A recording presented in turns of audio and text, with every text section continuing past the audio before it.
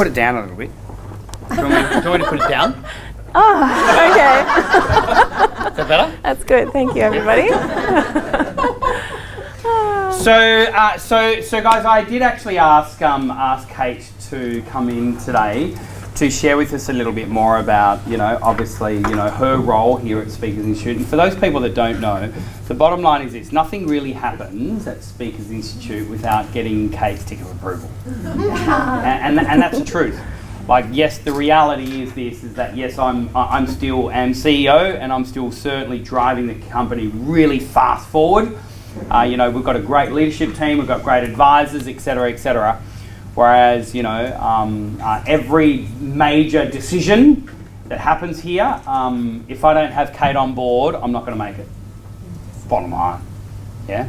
And so, we certainly are a very, we're very different personality style with each other, which you guys obviously already know. But they do say opposites attract, and the bottom line is that, we have been together now for 23 years, close to 24 years, and obviously met at year 11, at high school, etc., etc. Actually, to be quite honest, I think it was like 2 weeks after we met, we then moved in with each other. So that was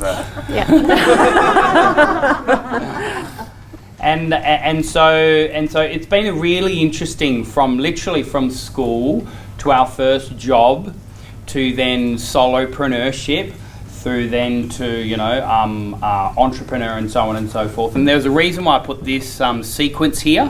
So I think what we're going to do, we're just going to talk a little bit more about our journey, and how we went from step by step by step. So this here was our formula that we did, yeah? However, your formula may be something different. However, we found that this is the formula that worked well for us. And clearly, I suppose the success speaks louder than words, really, as well.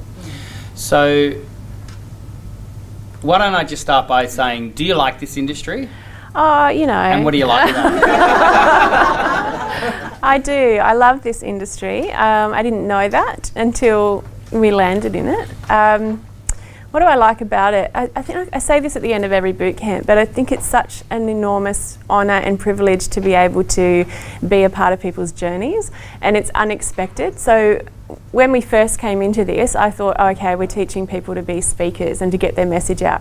What I didn't expect was how much heart goes into that from you guys, but also from us, and being able to really, come alongside you on your journeys. And it's such a huge honour. I end up crying in the open mic at the end of every boot camp, like, oh, you're like my new family. But I mean it, because it's such a privilege to be able to come and walk alongside you in your journeys. That's why I love it. So what about even before we started Speakers Institute, though? Like when you were literally the business partner and support partner, and basically jack of all trades. You were both the accountant, you were the marketing person, you were the admin, you were the liaison officer, you were the flights person. You did all of that. The maid, the cleaner, all of that. Did you like it back then? Like, what were the elements? Or were you just simply being the supportive wife? Or were there elements that you enjoyed? Or was it pretty much so, this was our bread and butter, so we had no other option? And be really transparent. Yeah. I'd be interested, Okay. There were some elements that I really enjoyed. Probably the most part of that was seeing Sam flourish and something that he wanted to do and was really driven by. That was the most enjoyable thing. There were parts that I really didn't like. To be completely honest, I really didn't enjoy the professional speaking industry because I saw a lot of other professional speakers along that journey, and the fact that these people were one thing on stage and something completely different off stage really, really got on my nerves, and to the point where I couldn't be around them. I just couldn't deal with it, because the egos and the attitudes and the lifestyles was something that is just not congruent with us as humans. So a lot of them, to be quite honest, and no disrespect, is that a lot of them can't necessarily hold down relationships for a long period of time. Yeah. And one of the main reasons is because when you're up on stage, you need big egos. But for me, you need the positive ego, not necessarily the negative side of ego. Yeah. And don't get me wrong, there is a positive side of ego, and the positive side of ego, you get up on stage and say, hey guys, I'm really, really good at this. Let me share with you why. Let me share with you a formula that we know that works. That's the positive side of it. I'm really good at this. Let me share with you a formula. So that's the positive. Whereas the negative side of ego is it does get to your head. It does. And you really got to check in with yourself. If that's an area that you're going to go into, you've really got to check in with yourself daily, because we lived next to another professional speaker, and Sam and this lady would run into each other all the time. Oh, hi, how you going? Yes, so busy. I've just gotten off 7 flights this week, and what about you? Where have you gone? And blah, blah, blah. I'm like, guys, we're humans. Let's just, hey, how you going? How's the dog? Just talk to each other. So that side of it I really did not enjoy. There were other elements that were difficult. So, Sam mentioned I had a lot of roles and a lot of balls to juggle, and, at the same time having 3 children. So when we moved to Sydney, our youngest son was just turned 2. So we were just navigating all of that as well as everything else. And I had come from an administration industry. We'd both had full-time jobs prior to having kids, and I was used to having to navigate my way around things. I wasn't used to having to be a PA to my husband. Sometimes that journey, and we still manage that. There's boundaries that we have to put in place to manage and navigate around that. No business talk in the bedroom. These are not pyjama shirts.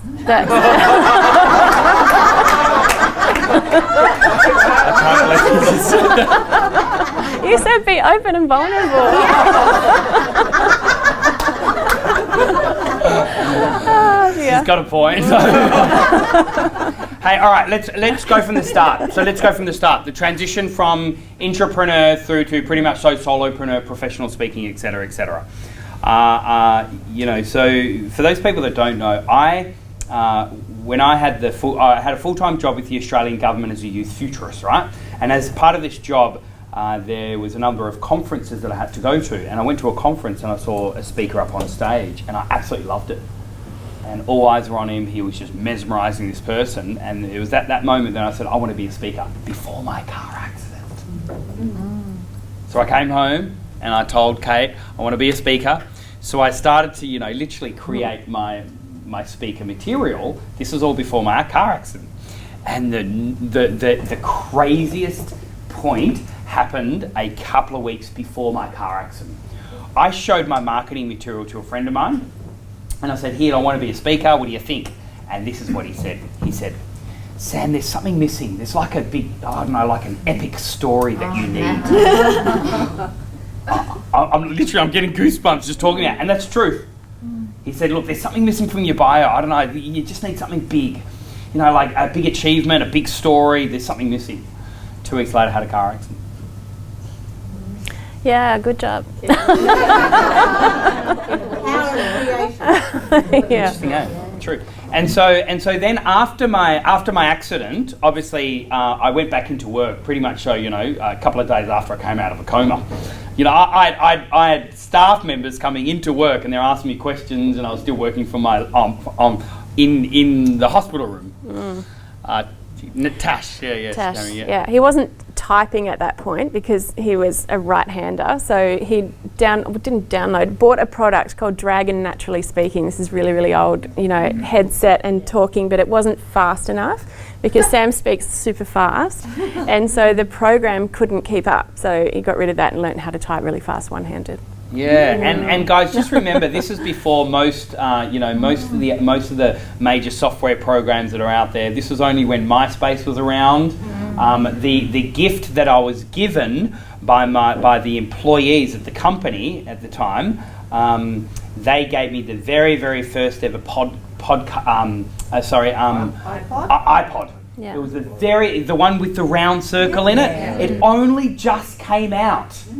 So to give you an idea of how many years ago this was, yeah? We've still got that. Do I? Yeah. I don't know. It's somewhere. But isn't that fascinating? That was a gift that I was given. And so to give you an idea, you know, this is back in the day. This is literally fax machines. Anyway, so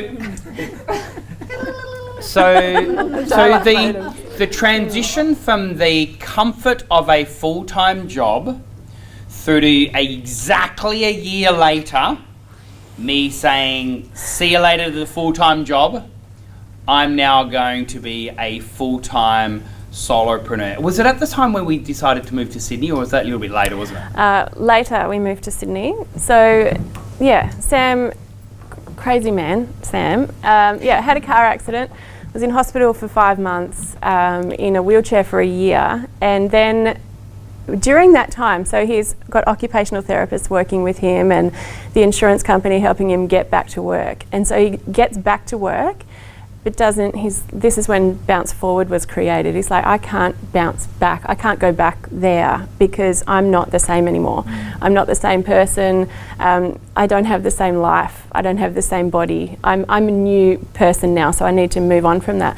And then started, your speaking business was called Be Motivated. Be Motivated. That's my very, very first business that we started. That was the purpose. He wants people to be motivated. So Be Motivated was born,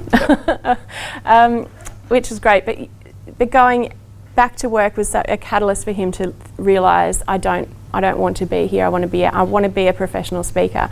He was talking to some guys at work. Worked in an employment agency, and people coming in that were long-term unemployed, and some of the people there were the people that made him realise I want to help people change their lives before they get to this point, before they get to the point where they're too old, they've been out of the workforce for too long and they think they can't do anything else. So that really helped. But yeah, coming a year in the wheelchair, and then he was not quite out of the wheelchair when he said to me, yeah, I'm going to quit my job and become a full-time professional speaker. And I'm like, oh, okay, right. We've got 3 kids and a mortgage. We've just bought a house. Wait a second, no, we only had 2 kids at the time. No, 2, yes, we only had 2 at that point. Kids. Yeah, 2 kids. But were you pregnant? You were pregnant after the first year, though. After the end of the first year, you would have been pregnant then. Because Jacob was born 18 months after the car accident. I would have been pregnant. Yeah, newly pregnant when he tells me he's going to be a full-time professional speaker and leave his job. Yeah. Pregnant with 2 kids under 4. Yeah. Thanks for that reminder. Yes, it was stressful. It was a stressful time. So, but one of the proudest moments for me was we launched Sam's speaking business 1 year to the day after his accident. And the people that we invited along there, it was just incredible because we had the paramedics come, we had the guy who drove the coroner's taxi who got called out to pick up Sam's body. So he was told, we've got one for you, come and pick up the body. And then he's driving out there and then got a call saying, actually, false alarm, he's back. We're driving him to the hospital. So he was there at the launch of our company. And then he also, we invited the doctors that told me that he would never walk again. So they got to see Sam get up from his wheelchair at the launch of the business and walk across the room, which was pretty amazing. And guys, maybe that's also a lesson for all of us as well. And again, I still want to keep under the banner of packaging that we made a very significant moment in time where we said we are launching the business. Let's put on a big party for the launch.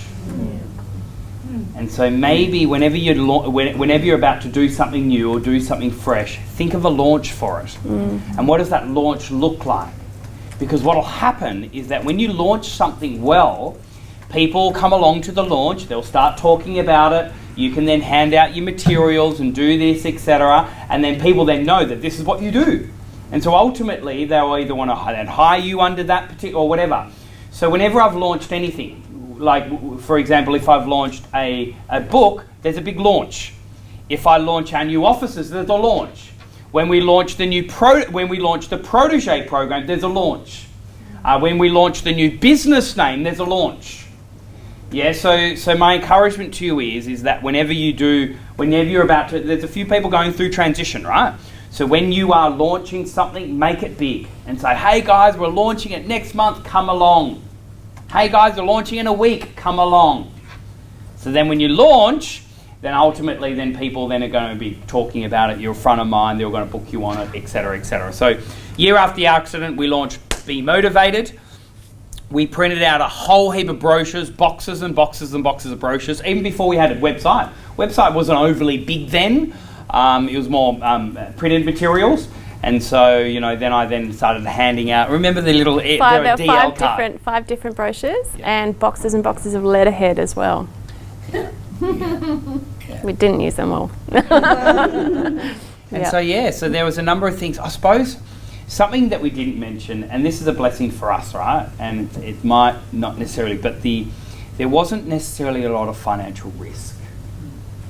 And the truth be known, a few months beforehand, I took out extra insurance, which was body cover, as well as also income protection. It was 3 weeks beforehand. 3 weeks beforehand. And so the body cover, we got big lump sum payouts. The income protection, we then got a payment. But on top of that, I was also it was a workplace job, workplace car, workplace vehicle. So they also then gave me a salary as well. So now we're getting 1.5 salaries, and on top of that, a couple of years later, we then got another massive payout. Like we're talking $400,000, yeah. And so this is obviously, for a workplace accident, et cetera. So the thing that, was a blessing to us, and it's difficult to other people to even navigate this for themselves, we were covered financially well. And so then a few years later, as my speaking was taking off in schools, and it was crazy. That's why I could do a lot of freebies, first of all. I could do a lot of freebies to build my 10,000 hours, etc. So I was doing bucket loads of schools, 10 schools a week. And then on top of that, from me doing lots and lots of schools, they then started to fly me around from schools to school places and so on and so forth. And there was a couple of key people that really got me nationally. And then we then had to make a decision to move from Tasmania, where we're both from. Both Kate's family is there, all of my family is there. We have no one at all in Sydney. We have no friends at all. But the agency here in Sydney, they were looking at putting me on as one of their new corporate speakers. So this was big. This is like top tier. This is unbelievable, etc. And I did everything I can to get in front of them. And so even though they never said that we should move to Sydney, it was a gesture to them to show our commitment that if they put me on, that I'm 100% committed to this, that we're 100% committed. What was that transition like for you? There were pros and cons. And this is about sacrifice for everyone else, guys. This is about a level of sacrifice which has to be huge in order for you to be in your purpose, in your destiny, in your calling. Massive sacrifice, whether it's selling a house, whether it's whatever it is. The sacrifice that we had to make was more moving when we have 3 kids under the age of 5 and no family. Sorry. So the pros and cons. When we decided to make that move, and Sam's told this story a few times, but there was a month before we made the decision. It was, I think, September would have been 2009, I believe. And Sam had 56 flights that month. And he had been home for 2.5 days, and they weren't consecutive days. So we didn't see him much. And one of the main reasons for that was because we lived in Tasmania.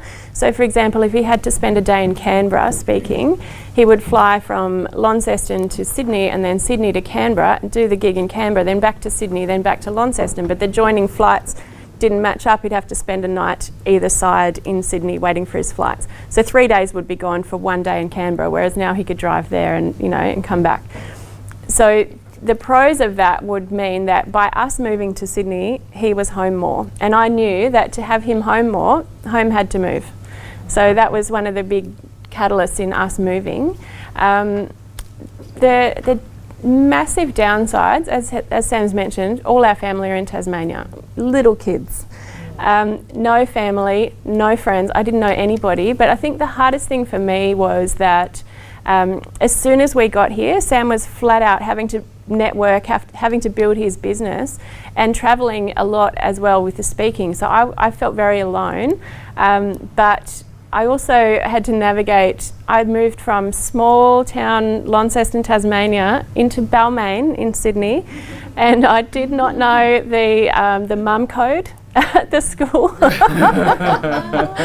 So it was a huge culture shock for me to go from that to that, and then have to build friendships, and what sort of friendships do I want, and how do I navigate all of that as well. So, and then keeping our marriage stable and solid when I'm feeling lonely, and Sam comes home and I'm just like, oh, you're home, stay with me, don't go away again. And then having to deal with the fact that he was and travelling so much, and it was tricky. Hey, now tell us a little bit more about the back end of things now. So obviously, still coming under the formula of packaging. So now we are, we, even though we've still got a big lump sum of cash in the bank, now we're starting to get a little bit money coming in from speaking, which is exciting. What was the back end? What did the back end look like from a administration point of view? Through to, were there CRMs that we were using, or was this more managed by the agency that was on? So the agency guys that ended up signing me up, at the time it was called O2 Speaker Management. They're now called ODE Speaker Management. Today they are the largest speaker management in the world, and a speaker management basically works very different to a bureau. And the speaker management company basically they work for the speaker rather than the client. Bureaus work for the client, not necessarily the speaker. And so the branch at the time, they were managing all the top tier speakers. So of the 20 of the most booked speakers in the country, O2 Management would have easily been managing 12 of them, of the 20. And I was then included in this. And so it was pretty big thing for a country Tasmanian dude to come up here to the big smoke to be signed up by the most prestigious speaker management company, literally in the southern hemisphere at the time. So that's why the huge sacrifice us moving there, and obviously their head office was in Balmain. We moved to Balmain. So there were so many sacrifices that we had to make in order to be managed by this management company. Well, what did our back end look like then? Yeah, so at the time when Sam was managed by Ode, it made things a lot easier because they did all of the client liaison. So they would just say, Sam, we've got a gig for you, here's your fee and here's the dates, and they would book all of the travel. They would email the client backwards and forwards to negotiate everything. All I really had to manage at that point was sending them an invoice. So I would send them an invoice. They would take their fee, so they took a 30% fee of every gig that Sam did, and they would pay the invoices around a month later. So at that point, I just had to manage the back end of the invoicing system. At that time, that's when I set up Xero. So we've always been with Xero. So set up Xero at that point and linked it to our bank accounts, which made it really easy. So that's something that you should all do. If you're setting up an accounting or invoicing system, make sure the first thing you do is link it to your bank account, because that way when money comes in, it can automatically match your invoices and you mark them off as paid, and it just saves another level of admin. So going back to that 30%, this is like they were doing all marketing, all sales, a big chunk of admin, and so all I then needed to do is just produce lots of content and be really, really good on stage, so they'll rebook us. So I could then just focus, and again, last night's masterclass was more about outsourcing. And so at the time, it worked really, really well for me, because I could then just focus on what I'm really, really good at, and I can outsource everything else. And so even though when we look at Success Resources earlier on the conversation about, yes, they're charging you $50K to speak up on stage, and yes, they'll take 50% of your front end and another 25% in your back end. For these other people, it works really, really well for them. Why? Because they just focus on what they're really, really good at, and then they outsource everything else. And obviously that's what promoters do. But these guys here were agencies, so yeah, they took 30% of my fee, 30%. So then we'd walk away then with our 70%. Yeah. So then the next question here is, so we did that for a few years. We then decided to start Speakers Institute. At the time it was called Institute for Professional Speakers. We decided to start it. Ode Speaker Management wasn't happy at all about it. At all. And we're being transparent. Why? Because suddenly now, I'm doing free gigs to a room full of free people. And obviously their whole thing was they get paid when Sam speaks on stage for free. Now suddenly I'm booking things in my diary. Now I'm not available to briefs over here. Why? Because these here are locked in. And on top of that, they don't get any of this. So my focus now is over here let's call it public, over here. My focus there was public.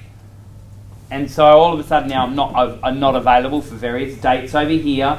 I'm selling myself free over here. They're not getting their 30% on all this stuff here, because this here needs to be, for them, that needs to be my core focus, because it wasn't anymore, it was this. They weren't that happy with that, which rightly so. What was that transition like for you? Because I know we had the comfort and security over here, and we're taking a massive risk, huge risk, to start the public. So first, you missed a step. So we went from Ode Management to Sam Cawthorn Global before Institute for Professional Speakers. And what Sam Cawthorn Global was Sam and I doing the job of Ode Speaker Management and Sam Cawthorn. So Sam was still a professional speaker at that time, but then I became the marketing team, the client liaison, the invoicing, the accountant, the bookkeeper, the everything as well. So that was another huge step. And yeah, the comfort zone was massive, the shift outside of that, because I had gone from knowing that there was somebody on the phone all the time booking Sam gigs and then just telling me to send them an invoice. I'm like, that's great, I like that. To now, I'm that person sending emails, contacting people, hey, have you heard of Sam? He's free this day, do you want to come and have him speak? And here's your invoice. And that was a massive shift. The shift then from that to the beginning of what we're doing now is, again, he's very limited one-to-one. So speaking for other people's audiences on other people's stages, the work that he can do and the impact that he can have is limited to the amount of hours that he can spend on stage. So we started then to think about, and Sam had the dream of wanting to help other people get their message out. And so that was when the birth of the Institute for Professional Speakers was born. And that's when we started doing the free events and getting people in the room. And just on that, guys, the bottom line, another bottom line is that if I don't speak, I don't get paid. So I was travelling a lot, not spending a lot of time with the kids, and then on top of that, I was a solopreneur, which then means there's no residual, there's no back end, etc., etc. And ultimately, I was then going through to my next transition in my life, and then we had to then take a massive risk through that transition, and even to lose that contract that I had with Ode Speaker Management. I was ready to do it. That was our transition, and I had to do it. And with every single step in our growth, there was a challenge of how do we grow and how do we scale and how do we keep continuing to grow when we reach what looks like the ceiling and we can't do anymore because of the time and the risk and the resource, and that's as much as we can. We're stretched as far as we can. And one of the points in that came when our first version of the Protégé program. So we had our boot camps, we had our Protégés, but the Protégé program before was very different to what it is now. So instead of an accountability forum, you would have had one-on-one accountability phone calls. So 20 minutes once a month, actually once a fortnight. Once a fortnight. 20 minutes back to back. So calling a Protégé, writing notes, putting it in our system, hanging up, calling another one. And so we were very stretched time-wise trying to manage that. And we also had our boot camps, our advanced boot camps, but we didn't have a lot in between for people to be able to learn the things they needed to, and that resulted in people sending us emails, phone calls, can you tell me more about how to do this, how do I do that? And I'd set up a lot of things. I don't know if you guys know about canned responses in Gmail. Does anyone know about that? No. What is it? Okay, so in Gmail, which we use for pretty much everything, down the bottom when you're sending an email, there's 3 tiny little dots on the bottom right-hand corner. If you click on that, it comes up and says, set up a canned response, and what that is, email templates. So you can create an entire email that's something like somebody will ask you the same thing all the time. So, and then you could just create a template there and save it with a title, subject line, and the full email. You can put links in there to Google Documents as well if you want to send them as attachments. You can't include attachments, but you can include a link to an attachment. So if any of you have had a Zoom session with me for your strength sessions and then you've received an email straight after, that's a canned response. That's just me going, click, send this email, done. And that takes me about 2 seconds. So setting up canned responses in Gmail is one way to really help you cut out your own admin time, but also stay on top of things really efficiently. Yes, it takes a little bit of setup and figuring out how to do it, where to save them, etc. But after that, it takes you 2 seconds to keep on top of your admin with regard to things like that. So Katie's really, really good at automation, finding the right technology that's going to help us set up something once and then evergreen it. She's brilliant at it. And the bottom line is that we had this issue when we first started our programs where, we had all these people asking us for various things and it was taking up a lot of our time. So what did we do? Kate then created and birthed Protege Central. So this is Kate's baby. Oh, wow. What's the platform that you use? initially, Protege Central was built on a WordPress website, and we had a plugin called LearnDash. So it's WordPress and a lot of other plugins that worked and spoke to it so that it could then operate as one functioning LMS. Share with us a little bit more about what exactly is a plugin. Okay. Go basic. Go basic Yeah. because people don't. Yeah. Yeah. So plugins are a little. They're like a separate mini program that you can install into the back end of your website to make it do more than just a standard website would. So if you've got, say, a very basic WordPress website, what you can do on that is host a blog, you can write articles, you can embed videos and things like that. What you can't do on a basic website is create an online program that people can log into with usernames and passwords and things like that. So for what we wanted for Protege Central, we wanted everyone to have their own username and password to be able to log in. We wanted to be able to track their progress. We wanted modules and classes and articles and videos and all that sort of thing that would be individual to each one of you logging in. So to do that, we had to research, I had to research how to make that happen. So I went and found, I've learned how to do it, which is what I've done the whole way. So I researched, I spent a lot of hours late at night learning about plugins and how to make them work. So, and which plugins were the best, which were the cheapest, because I'm always trying to make things economical as well.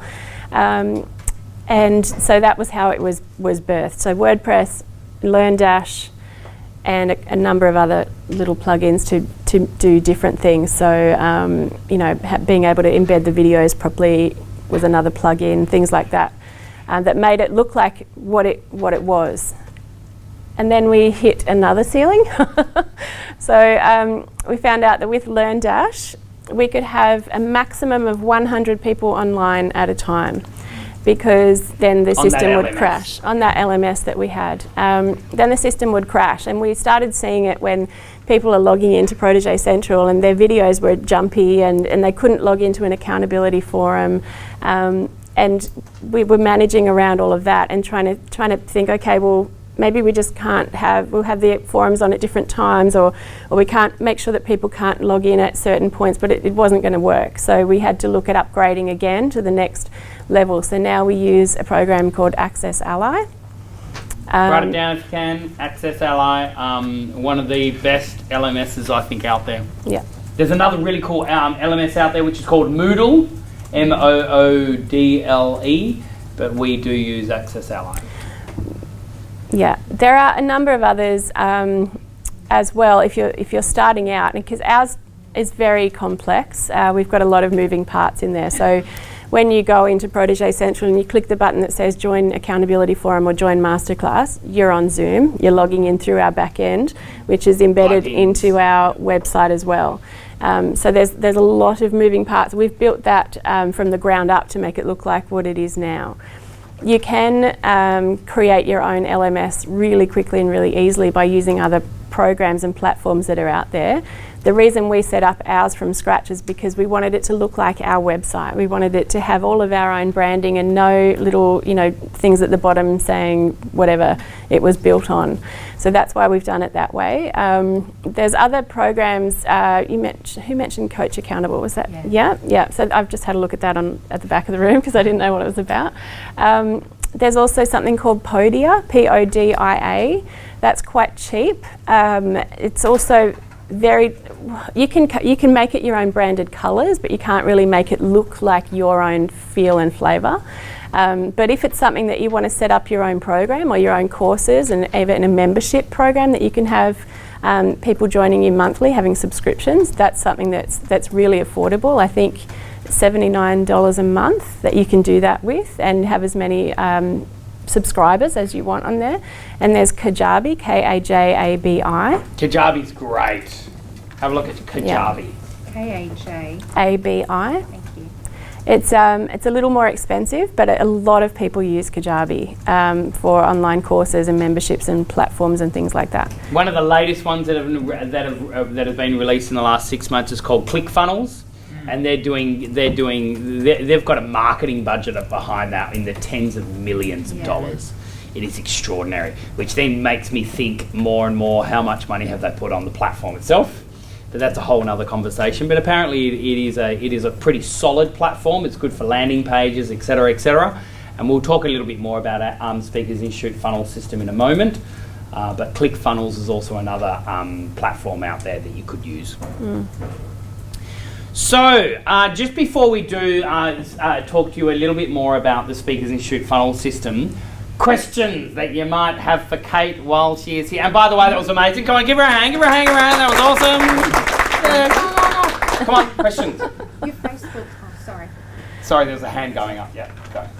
Kate, you moved from Tasmania to Sydney. Yes. 3 kids.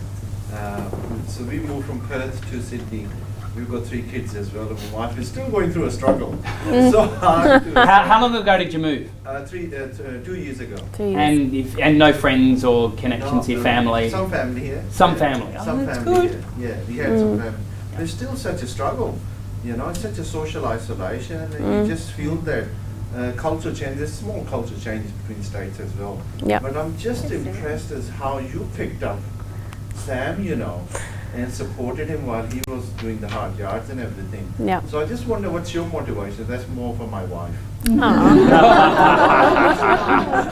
What's your motivation? What's my motivation now, or what was it back then? At the time. Both. Yeah.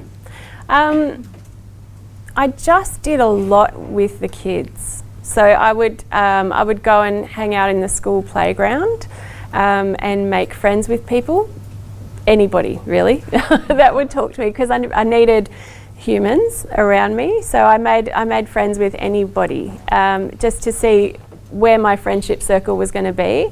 Also, we go to church, so I'd have church friends. Church is a big part as well, particularly when you go into a new community, a new city, etc., etc. Church is a great place where there's just like-minded, positive type people.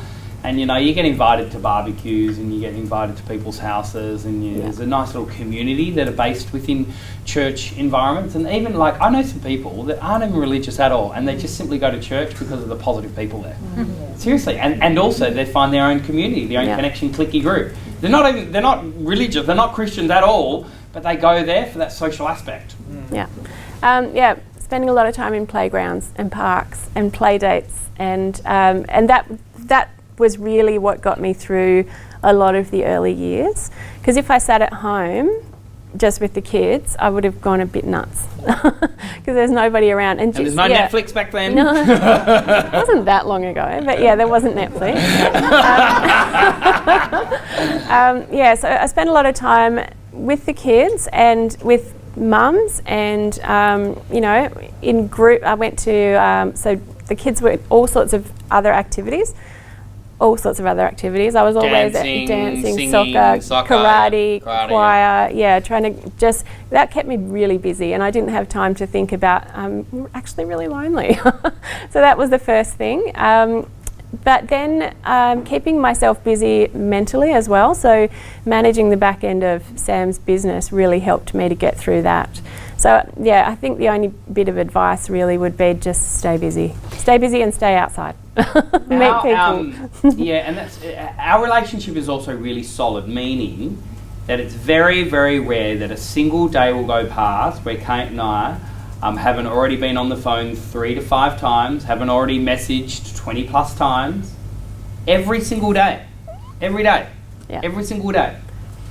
So wherever I'm travelling, even if I'm here in the office and Kate is at home, we will still be communicating all throughout the day. So, there's a really solid both professional relationship as well as also a personal relationship, intimate relationship. We have boundaries in that too. So text messaging is only for personal messages, and we use Slack for business messages. So sometimes Sam will say, I really got to ask you a question about work, and I'll go onto Slack and say, yes, what's up? And vice versa. So boundaries is also a really good part. But it's good because we both bounce off each other. We both make decisions together. And it's certainly a good question. You had a question? Yeah, I did. I was just, you're talking about the funnels, and obviously you need to attract people to the funnel to take them through. And there was a few of us that have commented in our setup that we came across Speakers Institute through Facebook. Yeah. Yeah, so just really keen to understand the journey around just trying to find where the avatars and the tribes were. That would be really great. I've got a whole section on that. And I'll talk about that because that's more my department now, not necessarily. Anyone else want? Sorry. Can I before Facebook? So we didn't always do Facebook advertising, but Sam had ebooks that he had created, and that would be our number one funnel right in the beginning. So, and he had a 12-day challenge, which you could probably still dig up somewhere online. And people just type in 12-day challenge Sam Cawthorne. You can actually join find that. It. Yeah. We did that 10 years ago. Yeah. So people would, they had to come to our website or samcawthorne.com and find these the free enter your email address for a free ebook, and we've got you in our funnel. And then clickbait. Not clickbait. That's what it's called. Yeah, it's called clickbait. Yeah. So it's different when you look at Facebook clickbait. So that was the first, before Facebook ads, it was the funnel that we had through free giveaways to get people's email addresses. Yeah. Great. Any other questions at all for Kate? Yes. Yeah, Kate, you said you go to what? Was it Slack? Slack, yes. What is that? So Slack is a messaging platform. So it's a communication platform. Can you, what I'm going to do, I'm going to write all. Yeah, it's like I'm WhatsApp. Write all the comms, communication things we do here at SIM. Okay. Thanks. Yeah. Thanks. I'm just in the... Yeah, so it's generally used in businesses for communication between staff and teams and things like that. Yeah, so it's better than WhatsApp and Messenger and texting and email. Yeah. I just did it like IPO. Yeah. Yeah. Yeah, there are a number of platforms that we do use a lot. What are the other ones that we use a lot? Messenger. Through communicating to the team, no. Yeah, but these are all the platforms that we use. Ally, it's Ally. It's not Access Ally, it's Access Ally is how it's pronounced, because they're a friend to help you on your journey. But that's how you spell it? Yeah, that's how you spell it. Ally. Any other questions at all for Kate while she's here? Come on, ladies and gentlemen, please bring your hands up. Yay!